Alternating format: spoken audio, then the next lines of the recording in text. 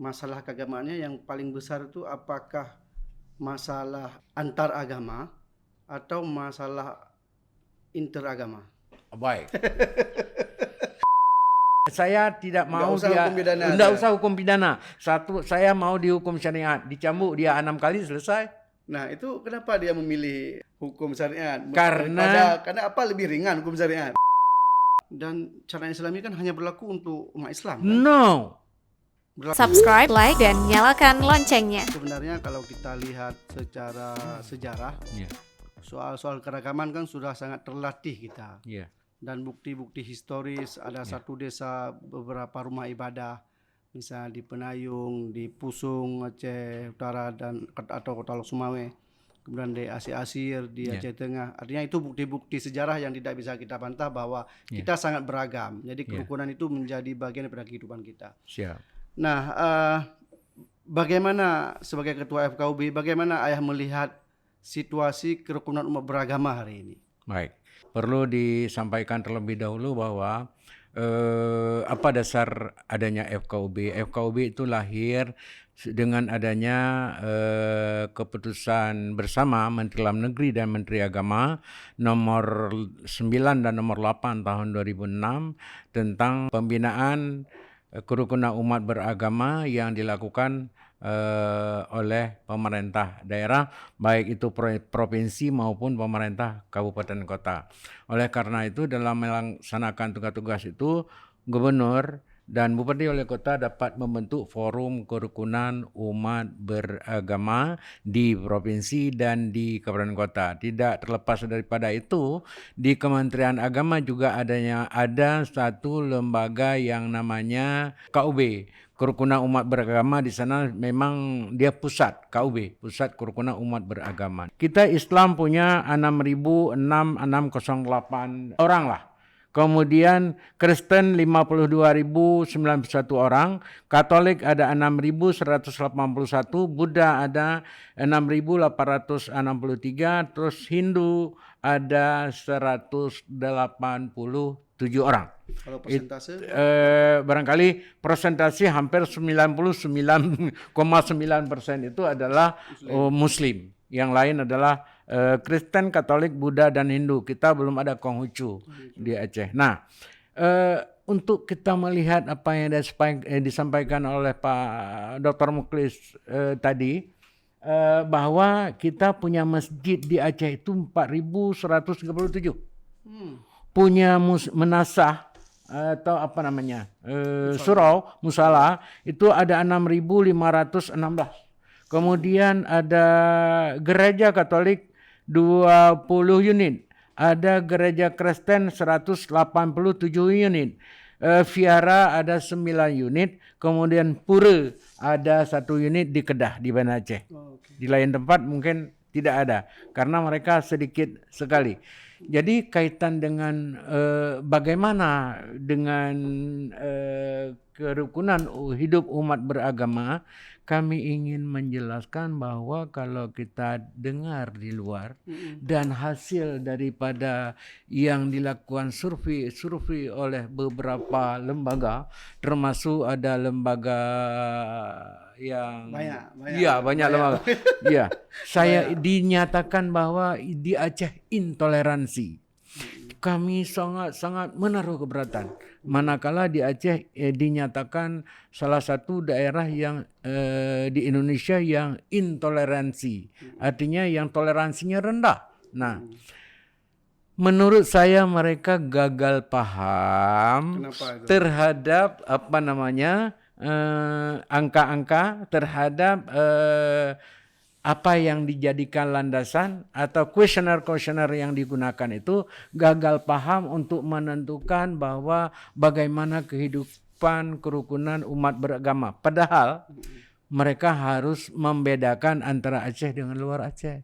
Aceh punya kekhususan, Aceh punya keistimewaan dengan berbagai undang-undang yang diberikan oleh bangsa Indonesia untuk Aceh. Oleh karena itu, manakala dia melakukan penelitian terhadap bagaimana tingkat toleransi, dia harus tanya dulu bagaimana pelaksanaan kehidupan beragama di Aceh. Seperti itu.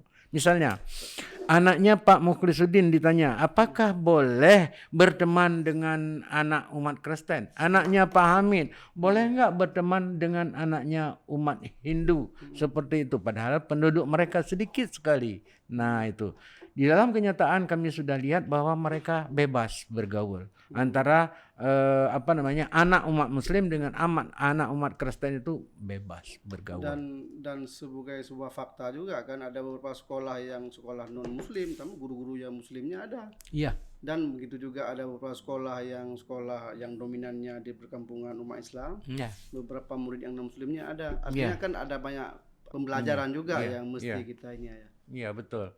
Jadi ada beberapa sekolah khusus untuk teman-teman yang non-Muslim, di beberapa sekolah Islam, di beberapa sekolah umum itu yang ada umat Kristennya, kita rujuk penilaian, misalnya pendidikan agamanya kita rujuk ke gereja, kita rujuk ke vihara, kita rujuk ke satu lagi itu mereka yang memberi nilai karena pengamalan agamanya mereka di gereja masing-masing. Oleh karena itu, sungguh pun tidak ada guru yang beragama Kristen di sekolah umum yang ada yang ada murid yang non Muslim, tidak ada kendala apa-apa. Karena kita kerjasama dengan gereja, kita kerjasama dengan mereka untuk memberi nilai seperti itu, Pak. Oke, kembali ke soal toleransi. Oh ya. Biasa kan soal toleransi itu yang dilihat tuh biasa sikap, tindakan, sikap, pemahaman dan tindakan perbuatan. Nah, barangkali kalau kita merujuk dari 3 misalnya variabel tersebut atau indikator untuk menilai sebuah wilayah, sebuah kampung toleran atau tidak, khususnya Aceh kan secara sejarah seperti yang kita sampaikan tadi kan sudah ada. Kita bukti-bukti kosmopolitan lah. Iya. Bukti-bukti kita hidup di bawah keberagaman, di bawah payung bersama. Yeah. Dan secara riset yang dilakukan oleh kawan-kawan kemudian kan memang dilihat kita sebagai salah satu provinsi yang angkanya itu bukan jelek, bagus juga, tapi di bawah rata-rata beberapa provinsi lain. Ini kan anomali ya, artinya sesuatu yang agak lucu ya. Misalnya kita punya nilai sejarah. Lalu ada riset terbaru kita mulai rendah. Nah, bagaimana ini menghubungkan supaya ini harus match harus matching dia antara fakta sejarah dan yang masih bisa kita lihat soal keberagaman tadi dengan temuan kontemporer ya. Baik. Sejarah membuktikan sebelum kemerdekaan Republik Indonesia dan pada saat kerajaan Sultan Iskandar Muda sudah ada Kristen, sudah ada Hindu, sudah ada Buddha di Aceh. Betul. Salah satu saja, penayung. Itu fakta sejarah. Fakta sejarah. Beberapa yang memberikan makna dari penayung adalah pepayung. Ada tamu-tamu dari Tiongkok, ada tamu-tamu dari luar itu datang turun melalui dermaga yang ada di Penayung. Mereka oleh raja diminta untuk mereka disambut dan dipupayung. Itulah salah satu dari asal kata penayung. Artinya dipayungi tamu-tamu yang datang. Nah, dulu menurut sejarah itu penayung adalah tempat yang diperuntukkan kepada teman-teman yang datang dari luar Aceh yang beragama non-Muslim. Mereka ditempatkan di situ, ada hotel, ada tempat penginapan dan ada yang lain-lain sehingga mereka agak sedikit bebas dengan agamanya, dengan minumannya, dengan yang lain-lainnya itu di daerah Penayung. Memang itu daerah yang diberikan kawasan khusus waktu masa kerajaan dulu. Satu. Yang kedua, masa kerajaan juga sudah ada Shainas yang di beberapa kabupaten kota itu sudah ada dan mereka diterima. Pada masa Sultan Iskandar Muda juga sudah ada teman-teman yang non-Muslim Kristen itu yang tinggal di beberapa kabupaten kota salah satunya adalah karena ada perkebunan. Perkebunan itu kan sudah masa tahun 1931 sudah ada di Indonesia dan sudah ada di Aceh. Oleh karenanya pekerja-pekerja kebun dulu banyak yang umat non-muslim. Oleh karena itu pada saat itu memang diterima mereka, sungguh pun bukan Islam, tetapi mereka diterima dan bergaul dengan baik. Beberapa tokoh agama Kristen, agama Hindu dan agama Buddha marah manakala orang mencap Aceh tidak toleran, karena mereka sudah hidup lama sekali di sini aman-aman dan nyaman saja, tidak ada gangguan apa-apa. Jangankan itu, coba ingat waktu konflik 1976 sampai dengan sekian, apakah ada diusir non-muslim? Tidak ada. Seperti itu contoh dekatnya. Malah yang muslim. Oke, dan pergi jurang tuh. Ini saya punya pengalaman berbeda ya. Tahun 92 ketika saya SMP. Di kelas saya tuh ada kawan dari non muslim dan itu Cina. Jadi dari orang tuanya itu ada yang bengkel, ada yang jualan kue-kue. Ya kan? Dan itu di sekolah kecamatan.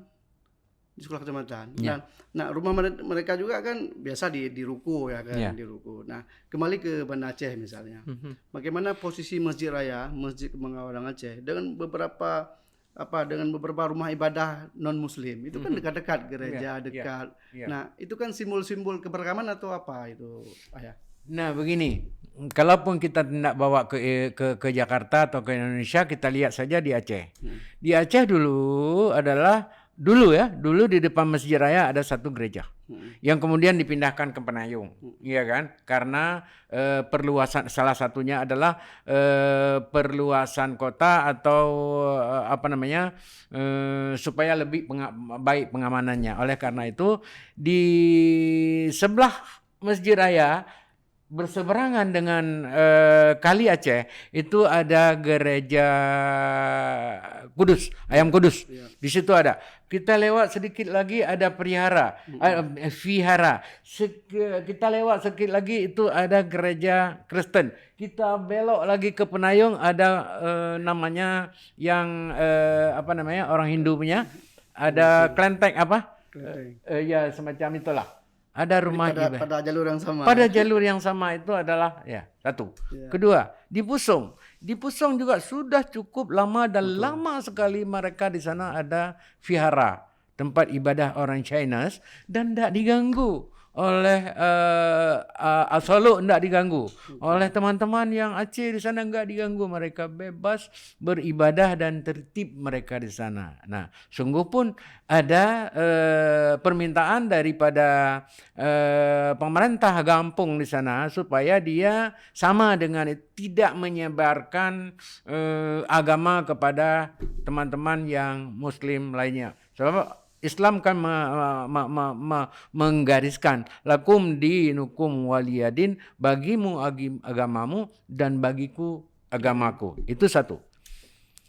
Yang kedua terkait dengan pembangunan rumah ibadah. Itu sudah diatur aturan-aturannya berdasarkan keputusan bersama, peraturan bersama Menteri Dalam Negeri dan Menteri Agama untuk mendirikan rumah ibadah yang non muslim, minimal itu harus ada 60 harus ada 90 calon penganut agama, kemudian harus ada dukungan 60 umat non agama yang sama. Artinya bisa dari Muslim, bisa dari Kristen dan yang lain-lain. Itu menurut peraturan bersama. Kemudian ditambah lagi ada Kanun Nomor 4 tahun 2006 itu tentang tata cara pendirian rumah ibadah. Untuk mendirikan suatu rumah ibadah non Muslim dibutuhkan ada 140 penganut. Kemudian harus ada 110 persetujuan dari umat yang berbeda. Artinya syaratnya lebih besar di kanun. Lebih besar di kanun. Kenapa mesti lebih besar? Saya pikir begini, ini pada saat dulu dibuat kanun tentang tata cara pendirian rumah ibadah dilihat di Aceh sebetulnya dalam tanda petik ingin ke atas sampaikan Aceh waktu itu sudah mendapat gelar daerah syariat yang pertama berdasarkan Undang-Undang nomor 4499, yang kedua adalah Undang-Undang nomor 18 2001, kemudian dengan Undang-Undang nomor 11 tahun 2006 Aceh dibingkai dengan daerah yang syariat. Oleh karena itu syariat itulah yang kemudian harus dipertahankan. Karena ini syariat harus dipertahankan, maka di dalam penyusunan kanun ada sedikit pengetatan atau ada sedikit itu supaya tidak mudah bagi teman-teman non-muslim untuk melakukan pengaruh kepada anak-anak muslim lainnya. Salah satu pertimbangannya itu waktu itu. Ya, ya. Kemudian menyangkut juga dengan tadi menarik Ayah soal kehidupan beragama ini. Contoh misalnya bagaimana bagaimana praktek keagamaan. Kalau di Aceh itu masalah keagamaannya yang paling besar itu apakah masalah antar agama atau masalah interagama? Baik. Enggak begitu orang ya kan? Ya, saya gambarkan sedikit aja. Kalau antar agama hampir tidak ada masalah antar agama, antara Islam dengan Hindu, antara Islam dengan Kristen, antara Islam dengan Katolik, antara Islam dengan umat yang lain itu hampir tidak ada masalah. Nah, yang ada masalah adalah internal umat beragama. Salah satunya misalnya Kristen. Internal mereka adalah karena Kristen itu dia banyak banyak sekte-sektenya. Oleh karena itu pada saat mengatur jam-jam daripada ibadah di gereja itu yang sering terjadi konflik di antara mereka. Satu. Yang kedua, internal umat Islam. Internal umat Islam itu adalah dalam hal keyakinan akidah terhadap misalnya antara Ahlussunnah wal Jamaah dengan Muhammadiyah. Kemudian ada paham-paham, katakanlah paham-paham yang dibawa yang saat ini sedang berkembang. Ada paham MPPTI. Ya, MPPTI. Kemudian ada lagi yang aliran yang baru sekarang di Nagaraya, Wali Muda, ya, yang membawa beberapa ajaran terkait dengan bagaimana keyakinan akidah. Kemudian juga beberapa hal yang dulu tidak dibenarkan pada internal umat Islam adalah mereka-mereka yang menganut agama sempalan atau yang bahasa Arabnya atau bahasa lazimnya itu mereka yang menyimpang sedikit dari akidah Islamiyah. Seperti itu, apa istilahnya itu. Jadi siapa yang menentukan itu boleh melanggar akidah atau tidak melanggar akidah, itu wewenangnya daripada MPU untuk mengeluarkan fatwa apakah sesat, yang saya maksud sesat tadi, sempalan yang saya maksud sesat. Jadi ada agak pengamalan agama yang secara sesat. Dulu ada Abraham Milata dan yang lain-lain, Imam Mahdi dan lain-lain, itu ditetapkan oleh MPU bahwa itu adalah aliran-aliran yang sesat, sempalan. Oleh karena itu tidak boleh ada di Aceh. Itu. Jadi yang banyak adalah hampir internal umat beragama. Sekarang yang masih masalah adalah katakanlah masih ada khilafiyah dan belum ada titik terang terkait dengan ajaran yang dibawa katakanlah seperti MPPTI itu dengan ratib seribe dan lain segala macam. Itu yang pertama. Yang kedua adalah Wali Muda yang dikembangkan oleh salah seorang murid yang ada di Nagaraya. Ini yang tapi soal itu kewenangan MPU ya. Tidak juga. FKUB masuk juga. Tidak juga. FKUB masuk juga. Manakala hal-hal yang seperti itu kita harus diskusikan, kita harus selami kenapa seperti itu. Nah, akhirnya nanti apabila ditemukan ada penyimpangan, maka tugas KUB adalah menyampaikan kepada MPU.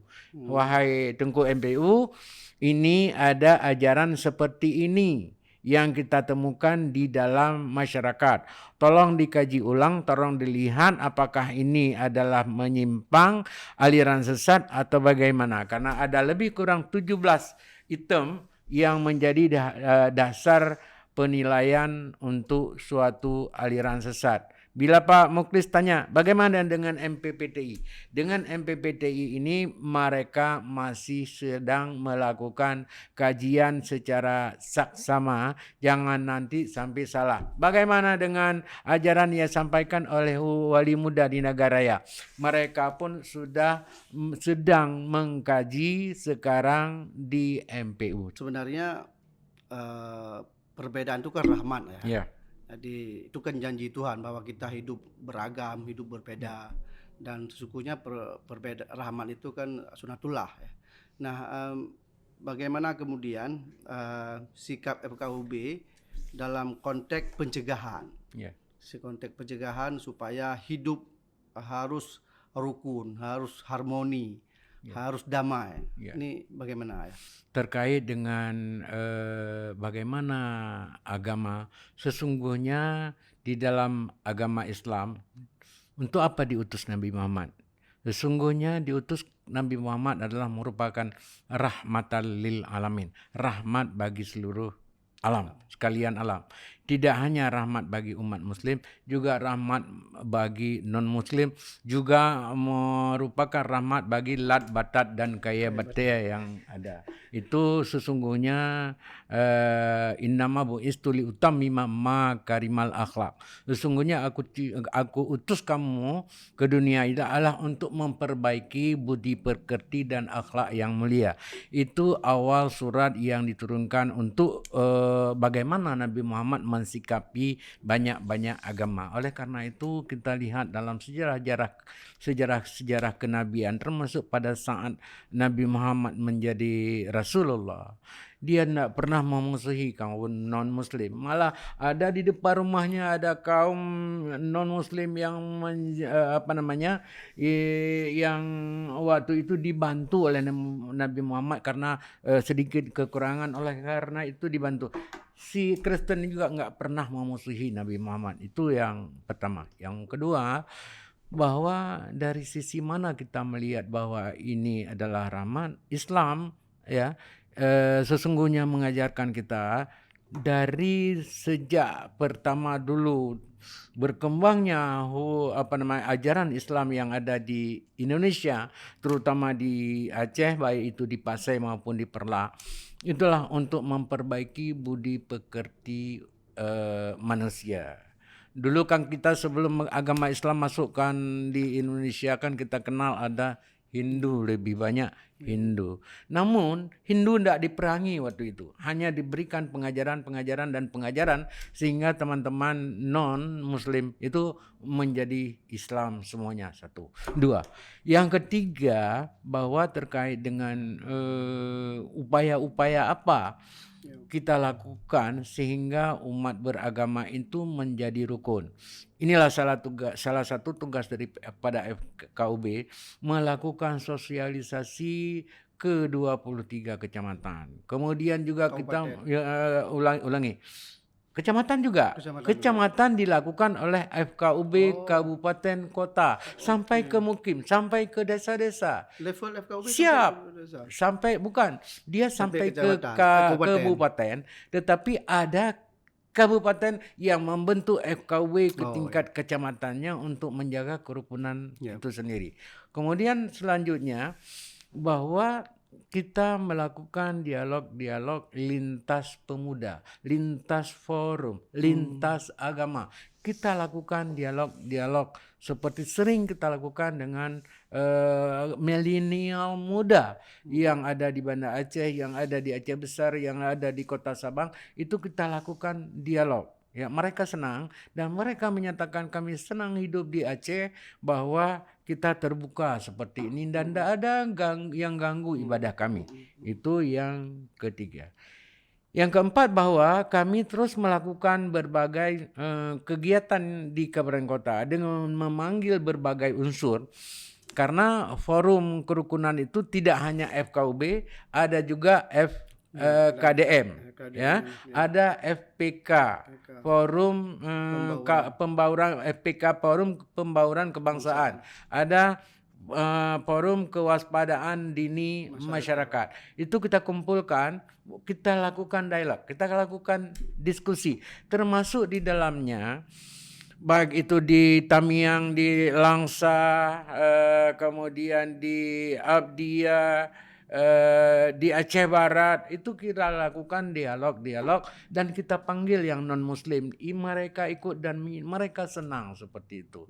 Artinya apa? Inilah kiat-kiat yang kami lakukan selama ini, Pak Doktor, bahwa kita melakukan bimbingan, kita melakukan sosialisasi bagaimana tata cara beragama secara baik dan benar. Tidak terbatas daripada itu. Kita sudah meminta bahwa FKUB Kabupaten Kota melakukan sosialisasi kerukunan berumat beragama. Utamanya adalah masalah moderasi beragama. Ya, itu menarik ya. Ya, itu sudah disosialisasikan ke sekolah-sekolah, sudah disosialisasikan ke organisasi-organisasi, sudah disosialisasikan ke daerah-daerah yang ada. Sudah. Soal moderasi beragama. Sudah. Masalah moderasi beragama adalah cara pandang bangsa Indonesia tentang diri dan lingkungannya di bidang agama yang dilakukan tidak secara kekerasan tetapi dilakukan secara baik-baik. Tidak dilakukan menyimpang, baik itu ekstrem kanan apalagi ekstrem kiri. Jadi itu yang kita lakukan selama ini, bagaimana moderasi beragama itu bisa diterima, dan ini merupakan salah satu program daripada pemerintah RI untuk melakukan moderasi beragama, dan itu harus diketahui sampai ke penduduk terbawah. Seperti itu. Ayah, tadi Ayah kesebutkan bahwa kalau di Aceh kita lebih besar lah konflik interagama daripada antaragama.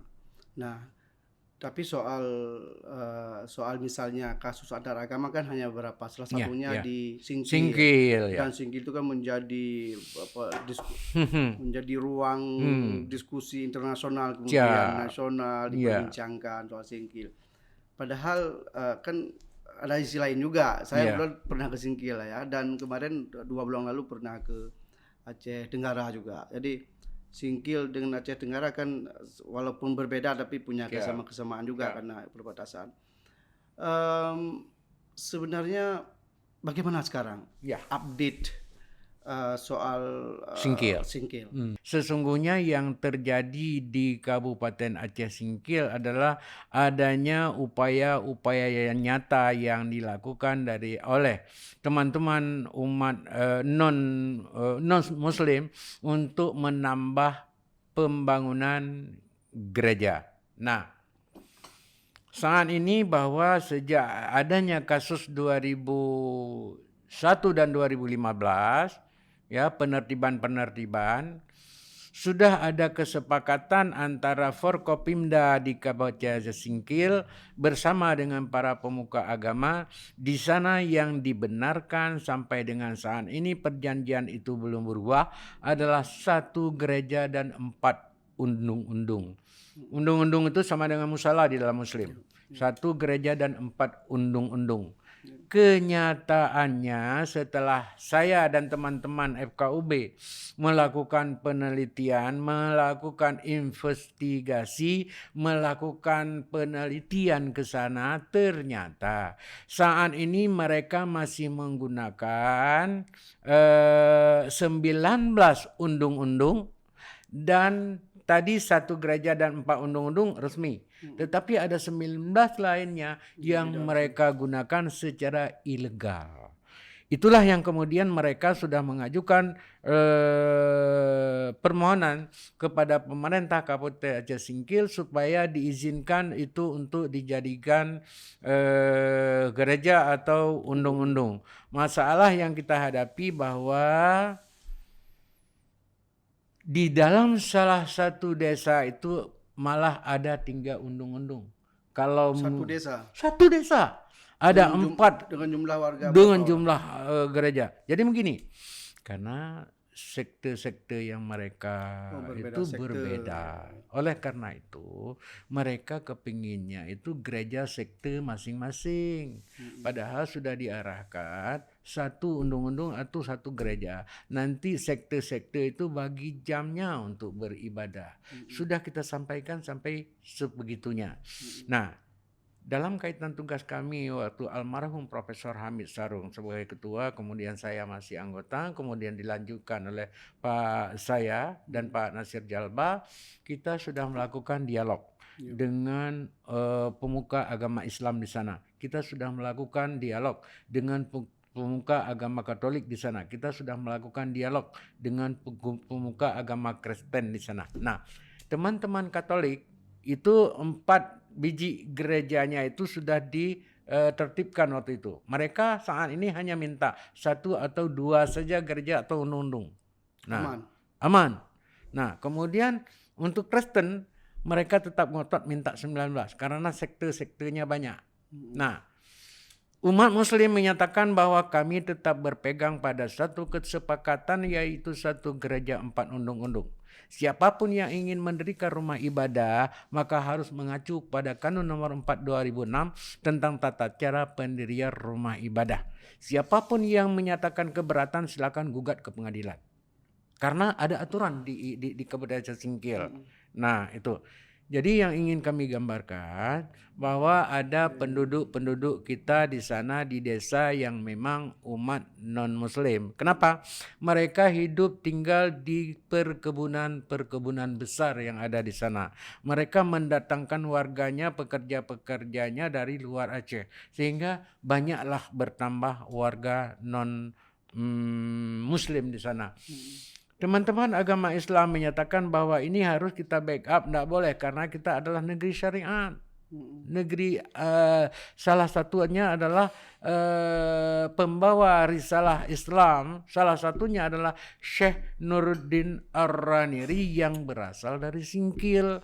Bagaimana kalau kita memberikan kesempatan kepada umat non-Muslim itu memperbanyak gereja-gereja, sedangkan kita adalah negeri syariat termasuk di Singkil ini. Demikian. Tapi ya sesungguhnya kan masyarakat Singkil sendiri kan itu satu terkesan kalau penduduk lokalnya kan terkesan harmoni saja sebenarnya. Ya. Tapi kan ada banyak hal juga yang membuat mereka itu terbelah ya. Terutama dalam konteks beragama. Nah, bagaimana hubungan, karena ini kan saya lihat momentum dia dekat pemilu udah mulai. Nah, bagaimana hubungannya dengan aktor politik? Apakah ada pengaruh, ada janji atau apa soal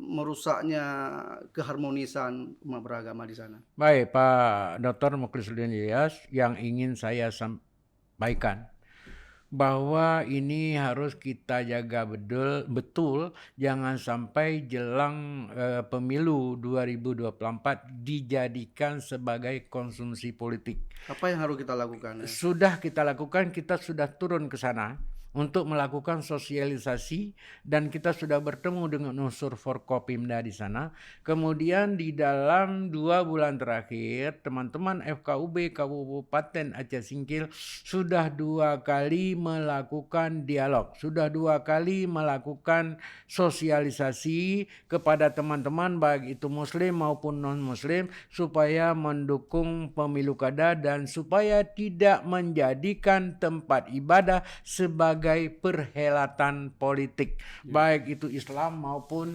non-Muslim. Jadi itu sudah diminta oleh kami FKUB Provinsi maupun oleh teman-teman FKUB Kabupaten Kota supaya tidak gereja sebagai masalah politik, tidak menggunakan masjid sebagai perhelatan politik, tidak menjadikan musala-musala tempat perhelatan politik. Itu yang sudah kita sampaikan.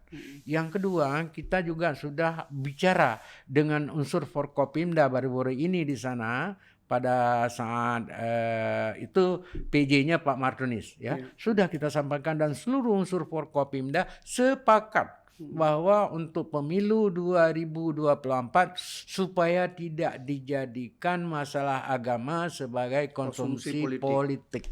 Dan itu pula yang merupakan hasil kesepakatan rumusan hasil konferensi nasional yang baru-baru ini tanggal 8 sampai dengan tanggal 13 kita laksanakan di Jayapura.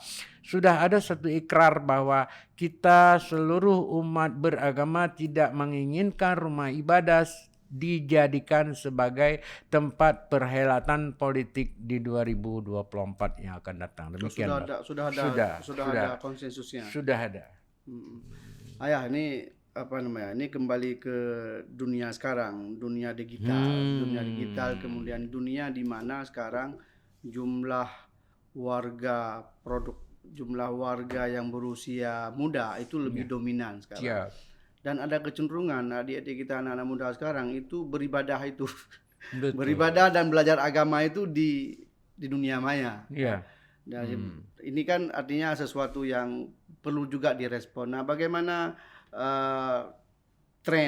bagaimana respon FKUB terhadap tren ini?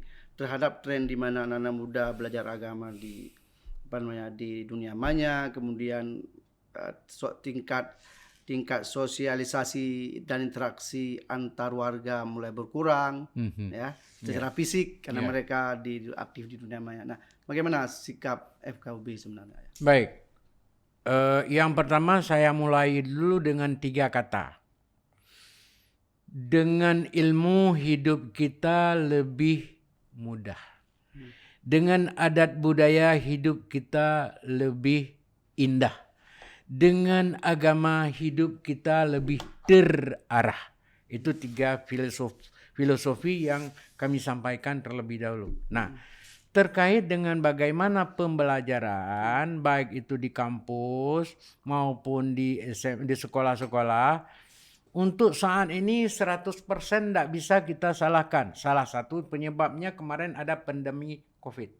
Dalam pandemi COVID itu anak SD, anak SMP, anak SMU diminta untuk bisa membuka gadget. Diminta untuk bisa belajar dari HP. Oleh karena itu tidak bisa kita salahkan juga.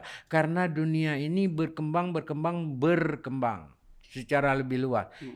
Harus ada kehati-hatian, baik itu kita selaku dosen, Bapak dosen, saya dosen juga, maupun para guru di SMU, di SMA, di SMK, di SD, di SMP, itu harus hati-hati dalam meminta mahasiswa mempelajari sesuatu di gadget. Kenapa? Karena tidak semuanya itu benar. Oleh karena itu, dari mana sumbernya?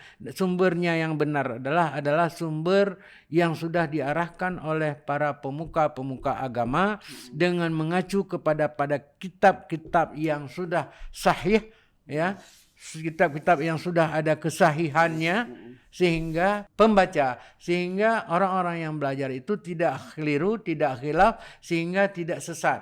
Nah, apakah kemudian tidak boleh kita menggunakan gadget? Menurut hemat saya boleh-boleh saja, tapi lihat nasnya dulu yang benar. Katakanlah kita mengacu kepada Ustadz UAS, Ustadz Abdul Samad. Dia menyampaikan sesuai dengan nas-nas yang benar. Tapi ada ustadz-ustadz yang lain juga yang dangkal ilmunya itu mempermasalahkan. Salah satunya ada di medsos di Aceh. Memperbedakan tidak boleh adanya maulid, tidak boleh adanya pelaksanaan maulid. Itu ada di dalam medsos.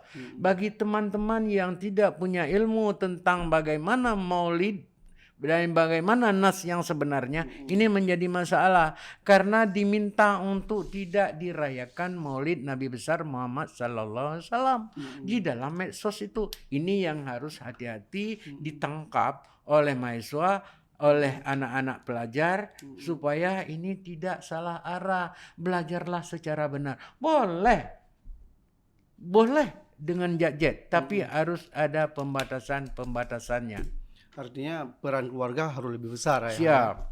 Karena memang apalagi sekarang Ayah ada satu gejala bahwa arus hawa ya, arus hawa itu kencang sekali dan itu bisa bukan hanya generasi muda yang bisa terpengaruh. Tapi generasi saya, generasi Ayah juga itu cepat sekali terpengaruh dengan berita, dengan video yang itu akurasinya enggak teruji, enggak benar.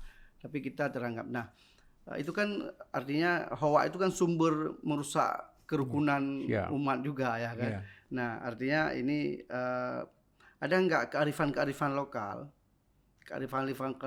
Aceh yang membuat kita memang harus yakin bahwa kita harus bisa menerima perbedaan, harus bisa hidup bergandengan tangan dengan perbedaan agama, ras, suku, segala macam. Baik, sudah ada pengaturannya di dalam Kanun nomor 4 2016. Apa itu? Tentang pokok-pokok syariat Islam.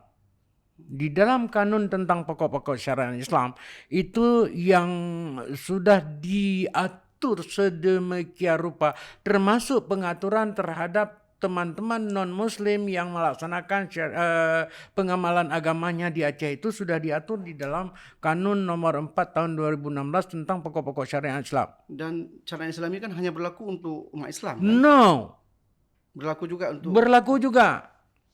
Jadi saya ingin sampaikan Kanun nomor 4 2016 itu bukan hanya berlaku untuk muslim saja, tapi berlaku untuk penduduk yang mendiami Aceh, penduduk Republik Indonesia yang mendiami Aceh, salah satunya.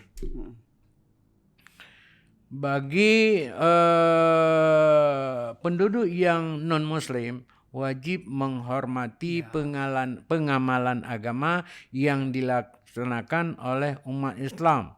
Penduduk non-muslim yang bertempat tinggal di Aceh tidak boleh berbikini yang seronok. Penduduk non-muslim yang tinggal di Aceh, manakala salah satunya masuk ke masjid, wajib menggunakan hijab dan lain-lain segala macam. Kemudian penduduk non-muslim yang melaksanakan ibadah di tempat-tempat ibadahnya tidak boleh membuat kegaduhan, kerusuhan, dan katakanlah di gereja ada band, ada itu, tidak boleh merusak suasana yang di sekelilingnya. 1, 2. Kanun nomor 4 itu juga misalnya umat muslim yang ada kanun lain mengatur umat muslim yang melakukan pelanggaran di Aceh, dia boleh menundukkan diri pada hukum jinayat yang diatur di Aceh. Katakanlah dia boleh minta untuk dicambuk, boleh dia diadili dengan hukum syariat Islam, dengan hukum cambuknya. Jadi itu boleh.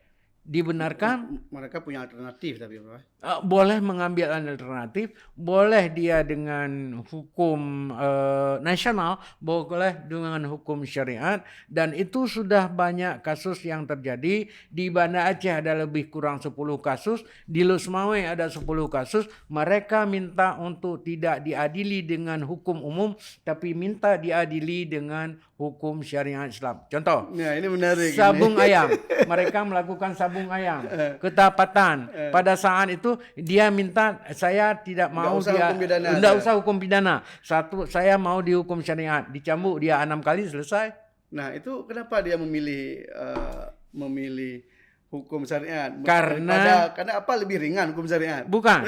Dia merasa memiliki terhadap hukum yang diatur di Aceh itu bahagian daripada hukum yang berlaku untuk mereka juga. Itu yang saya dalami seperti itu. Menarik nilai itu. Ya, itu yang saya dalami seperti itu. Ayah, ini makin menarik nih diskusinya ya. Tadi ada satu ayah juga menyangkut dengan soal apa namanya, soal toleransi tadi yang belum selesai juga ayah. Semalangan. Ya, kampung saya.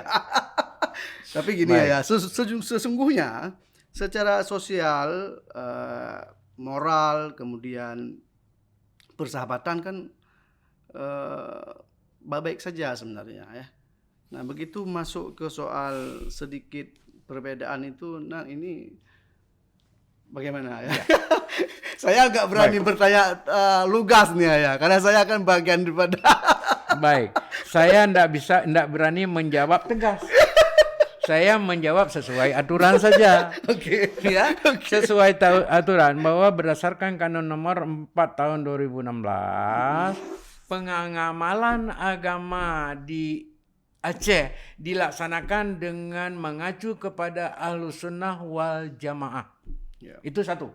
Yang kedua, penduduk Aceh yang sudah mengamalkan di luar Ahlus Sunnah, yang penting dia dalam mazhab 4, mazhab Syafi'i, mazhab Hambali, mazhab Maliki, mazhab Syafi'i, Hambali, Maliki, apa satu lagi, itu dibenarkan untuk dilaksanakan di Aceh dengan tata caranya dilaksanakan dengan sebaik-baiknya, termasuk kepada organisasi-organisasi yang punya keyakinan, salah satunya Muhammadiyah, itu diperkenankan di Aceh berdasarkan kanun itu. Nah, update-nya sekarang bagaimana? Update-nya sekarang saya ingin menyampaikan bahwa karena di dalam kanun itu sudah dinyatakan bahwa yang dominan adalah melaksanakan berdasarkan Ahlus Sunnah wal Jamaah, maka perlu kita ketahui terlebih dahulu di Gampung Sangso, Kecamatan Samalanga, Kabupaten Biren itu adalah hampir seluruhnya pemuka agamanya adalah yang Ahlus Sunnah wal Jamaah. Di sana ada Abu Mudi, di sana atau Abu Nuruddahri atau Walid Nu, kemudian ada Abu Sofyan Arungan dan lain-lain. Di sana saya gambarkan saja Bapak ya. Ini pesantren Abu Mudi. Di sini ada pesantren Walid Nuruddahri. Di sini ada pesantren Abu Sofyan. Di tengah-tengahnya inilah ada satu lokasi yang dibeli oleh teman-teman Muhammadiyah, ingin dijadikan masjid. Jadi masyarakat di sekitar ini pada saat ingin dibangun masjid ini tidak dilakukan musyawarah dengan baik, sehingga para kepala desa, para kepala mukim itu komplain. Kenapa langsung dibangun tidak ada musyawarah? Padahal kami di kampung ini sudah ada resam.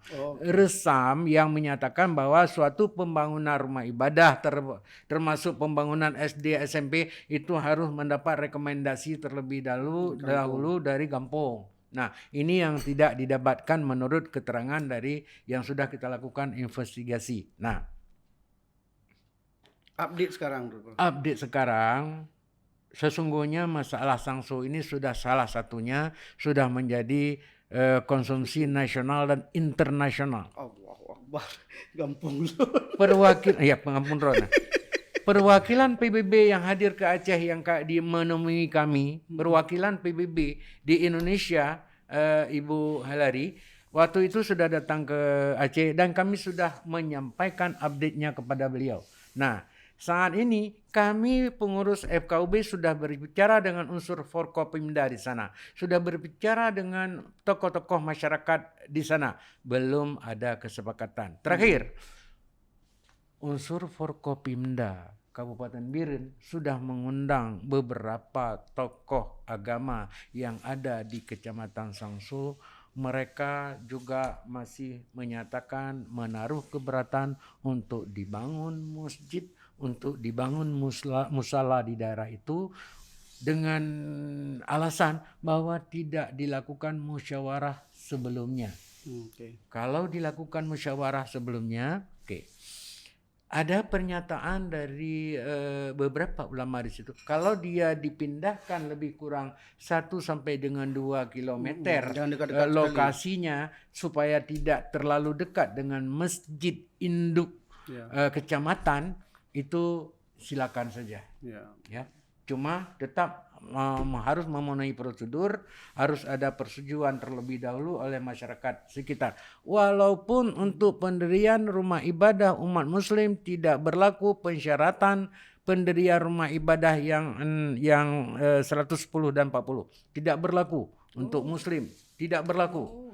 Yang 60 90 tidak berlaku untuk muslim. Namun di dalam pendapat Ahlussunnah wal Jamaah itu harus ada sekian meter, sekian radius, itu baru boleh didirikan masjid yang lain. Itu dasarnya. Baik. Jadi oleh karena itu mohon maaf, saya ingin menyampaikan unsur Forkopimda sana sudah bekerja, sudah musyawarah. Terakhir sudah melayangkan surat kepada PJ Gubernur Aceh bahwa kami sudah melakukan musyawarah.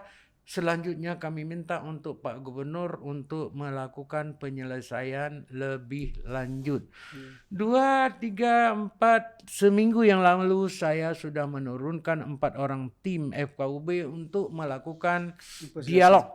Untuk melakukan musyawarah dengan beberapa tokoh agama yang ada di Kecamatan Sangso. Jawabannya tetap sama masih. Kami masih menaruh keberatan untuk dibangun. Apakah itu masjid, apakah itu musala?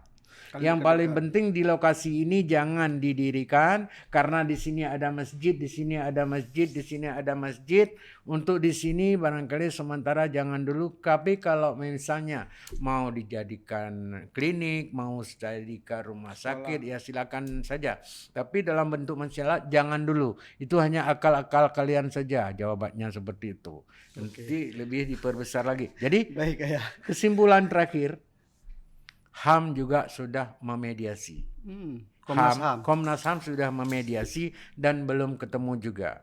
Pak PJ Bupati langsung bertemu dengan kami, Pak Oleh Sofyan. Beliau menyatakan tolong Pak Hamid, tolong FKUB ini menindaklanjuti. Nah, tadi pagi kami baru selesai rapat terkait dengan membicarakan masalah ini. Dalam waktu 2 hari ini kami akan menyampaikan telaah staf dan memo kepada Pak Gubernur untuk memberikan saran-saran langkah lebih lanjut dalam penanganan masalah Sangso itu. Terus terang saja, sementara ini diminta oleh masyarakat yang ada di situ status quo dulu sampai dengan selesainya pemilu.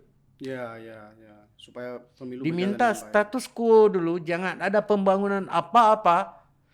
Ya, jangan ada pembangunan apa-apa di lokasi itu sampai dengan selesainya pemilu, supaya tidak diambil menjadi politik. Iya, menjadi unsur politik di situ. Itu yang diminta oleh masyarakat di situ itu. Masih, Pak. Baik Ayah, terima kasih Ayah. Ini luar biasa diskusi dengan Ayah. Semangat kali Ayah. Memang sudah pensiun tapi semangatnya seperti anak muda ya.